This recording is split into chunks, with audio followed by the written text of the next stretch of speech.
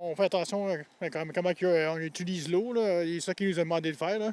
Fait on essaie de notre possible. Tout le monde va essayer leur possible. La prudence est de mise à Notre-Dame-du-Nord, comme le mentionne ce citoyen, alors que la municipalité pourrait manquer d'eau potable. Une situation causée en raison d'une problématique au niveau de la pompe du puits qui alimente le village. C'est des problèmes qui sont récurrents à cause du faible niveau. Donc, le puits descend trop bas, la pompe fonctionne à vide ou travaille plus, et donc les bris sont de plus en plus fréquents. Malgré tout, le maire Michel Vaillant se veut rassurant concernant la situation. Ce dernier affirme que sa municipalité bénéficie actuellement d'aide extérieure pour subvenir aux besoins en eau. La seule et unique raison pour laquelle elle n'est pas catastrophique aujourd'hui, la situation, c'est grâce à nos amis et voisins de la Première Nation de Témiscamingue, donc le Conseil de bande de Témiscamingue First Nation, qui nous alimente en eau potable et en eau courante depuis le 22 décembre dernier. Malgré ce sursis d'approvisionnement, le maire Vaillant demande la collaboration de chacun, dans le but d'éviter le point de rupture. De un, éviter de faire des lavages, des lessives,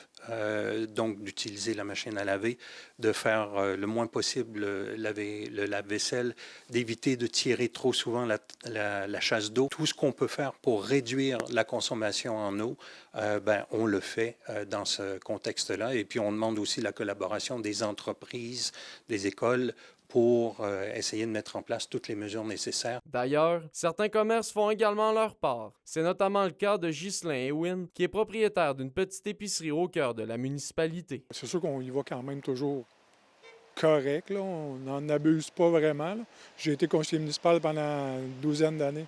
Fait que je sais c'est quoi l'état du réseau. Par ailleurs, le maire mentionne que la situation devrait revenir à la normale d'ici le milieu de la semaine prochaine.